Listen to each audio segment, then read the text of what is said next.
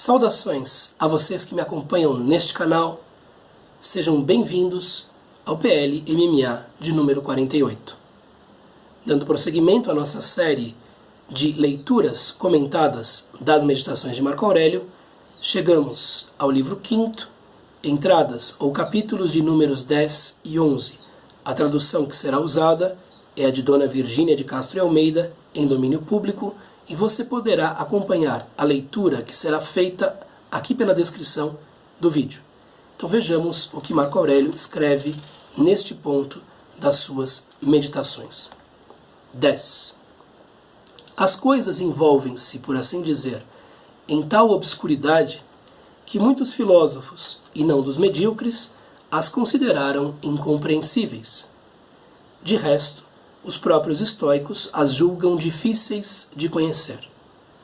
O nosso entendimento é sujeito a variações. Qual é o homem que nunca mudou de ideias? E agora, encara os próprios objetos. São de pouca duração, vis, e estão sujeitos a cair em mãos de cortesãs, de debochados, de ladrões. Depois considera os costumes dos teus companheiros. O mais indulgente mal pode suportá-los, para não dizer que poucos ou nenhuns se suportam a si mesmos. No meio destas trevas e sujidades, na corrente impetuosa da matéria e do tempo, do movimento e das coisas movidas, que haverá suscetível de estima ou digno de ser procurado? Não vejo coisa alguma. Pelo contrário, é preciso, consolando-nos a nós mesmos, a dissolução natural, e não nos impacientarmos com a demora, descansando sobre estes dois pensamentos. Primeiro, que nada nos acontecerá que não seja conforme a natureza universal. Segundo, que nos é dado o poder de nada praticar contra Deus ou contra a nossa consciência, porque ninguém nos pode obrigar a desobedecer-lhes. Muito bem, então aqui uma meditação que poderia estar no Eclesiastes, né? Tamanho é o pessimismo que nela se nota.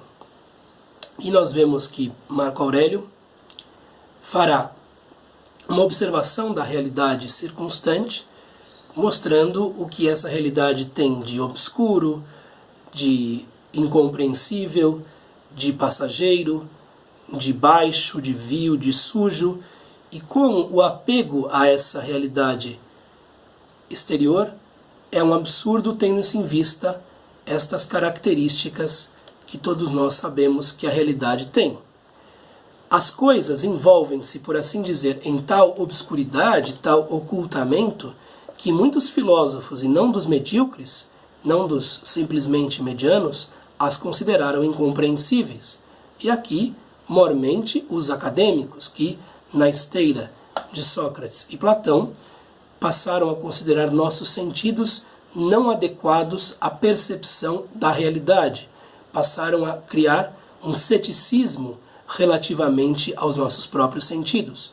Os estoicos não são dessa opinião. Eles acreditam que nossos sentidos são razoavelmente confiáveis. O que vem por eles, as percepções que os assulam, que os atiçam, são percepções, em geral, confiáveis. E a partir daí é que o nosso hegemonicon, o nosso guia interior, a nossa mente diretora, passa a julgar ou não essas percepções. E também os pensamentos que são engendrados por essas percepções. De resto, os próprios estoicos as julgam difíceis de conhecer. É difícil entender a realidade. Ela é intricada, ela é feita de partes muito díspares. É possível, no entanto, de acordo com o que pensavam os estoicos, obter um conhecimento geral a respeito desta realidade. E esse conhecimento geral vem sob a forma de uma contemplação da harmonia universal, da harmonia que existe entre os corpos e da harmonia que existe entre causas e efeitos. Agora, o mesmo nosso entendimento, por mais aferrado que esteja a essa observação da natureza universal, também varia, também oscila. Uma hora pensamos uma coisa, outra hora pensamos outra. A própria dificuldade em nos mantermos em uma disposição de espírito qualquer, e isso é ainda mais difícil em uma disposição de espírito que seja a melhor, né, nos mostra essa vacilância de tudo, essa oscilação de tudo, essa variância de tudo quanto existe, a impermanência das coisas todas. Qual é o homem que nunca mudou de ideias?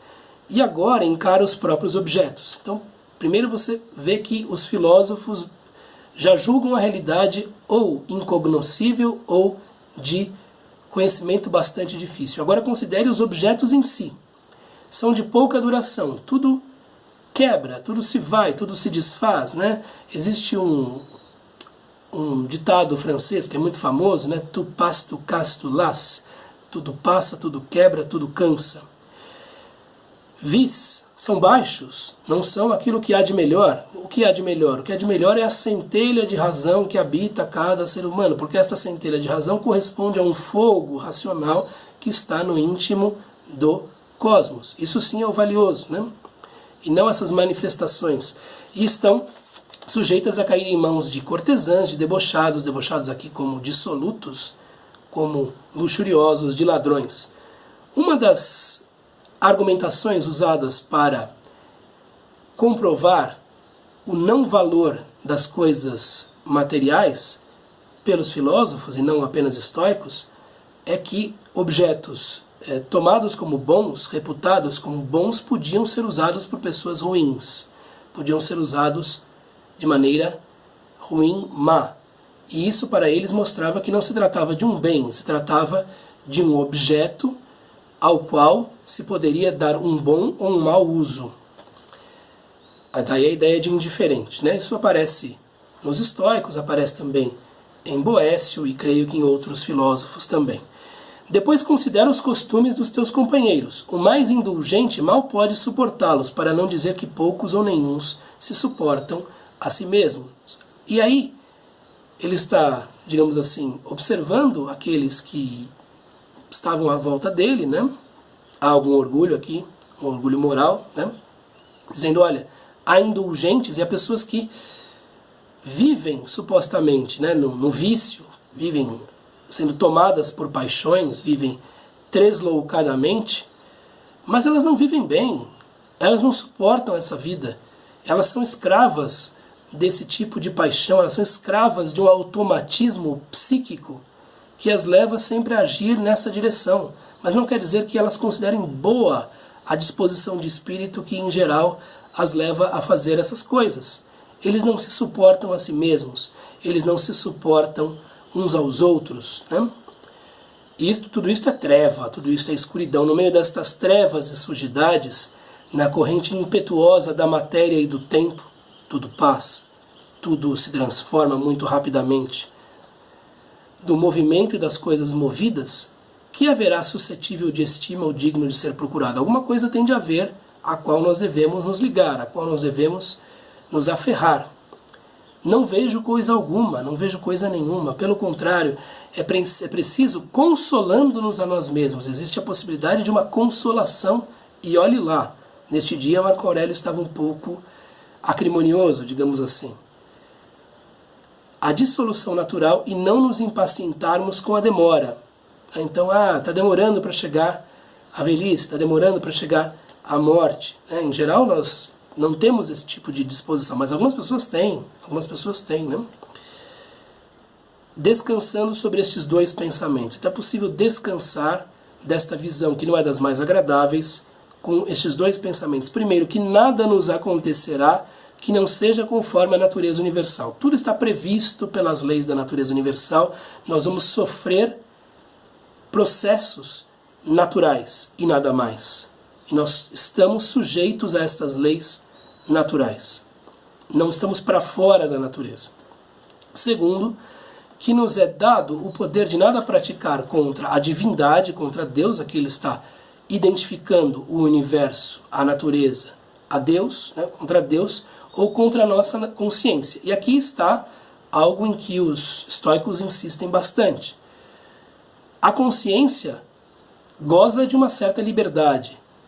Interiormente nós somos livres. E as ações que tomamos a partir desta liberdade interior podem afirmar nossa liberdade para fora, ou não, nossa escravidão também para fora. Então é necessário prestar atenção à vida interior para que esta liberdade cultivada interiormente se transforme em atos que denotem essa liberdade. Nós temos este poder, segundo os estoicos, porque ninguém nos pode obrigar a desobedecer-lhes.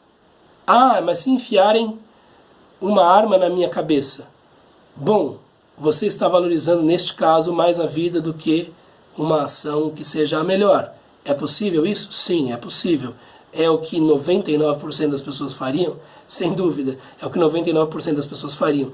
Mas a ideia de que uma ação livre é possível, mesmo numa situação muito difícil, está presente na filosofia estoica desde sempre, e Marco Aurélio afirma isto nesta meditação, que é um tanto lúgubre, deixemos claro, né? Porque ele não vê valor muito nas coisas, ele vê apenas uma consolação possível de que os processos pelos quais passaremos farão bem à natureza universal e que é possível ao indivíduo garantir um espaço de liberdade a todo momento, basta ele ter uma mente e uma vontade, digamos assim, muito bem exercitadas.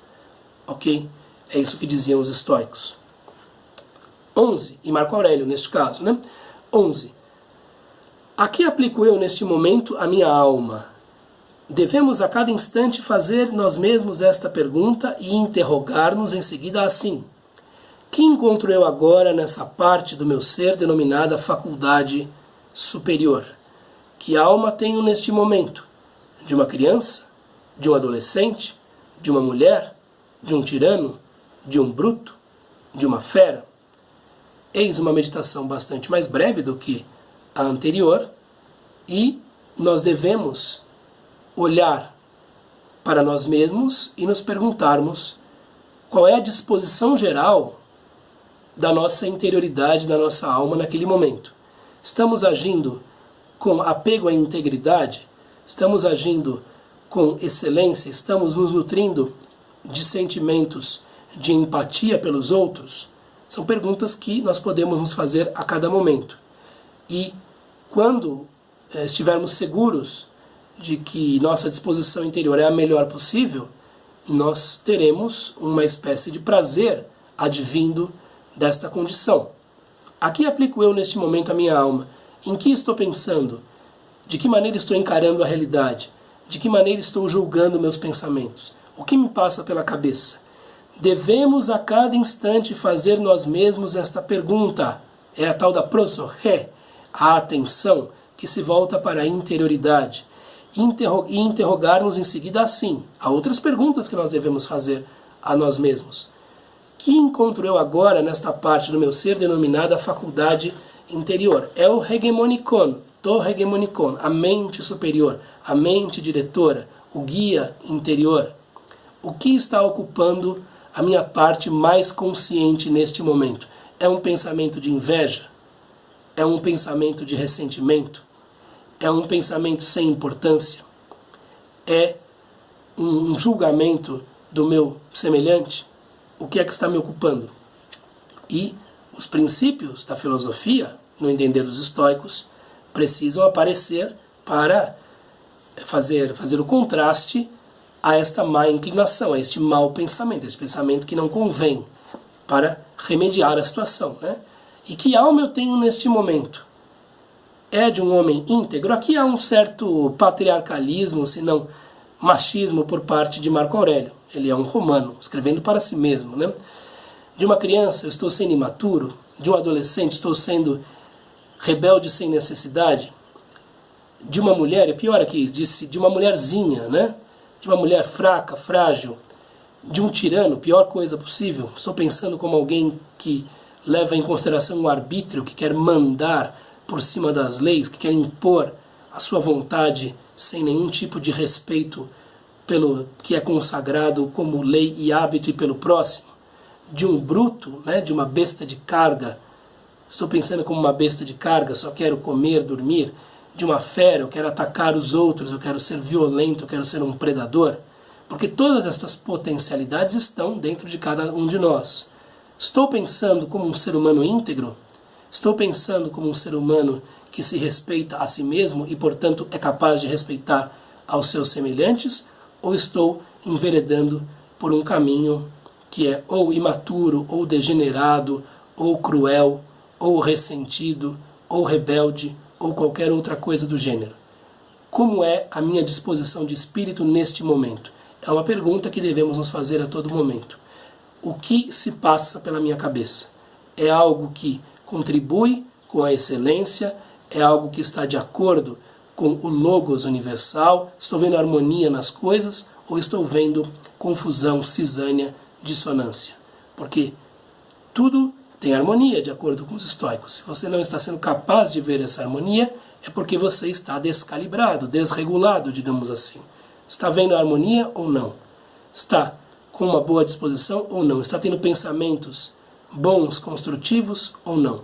Perguntas que devem ser feitas, Marco Aurélio nos ensina, por nós mesmos a todo momento. Muito bem, era isto que eu tinha a lhes dizer por este vídeo e nós continuamos com o PL MMA no livro 5º na próxima ocasião. Um abraço, tchau!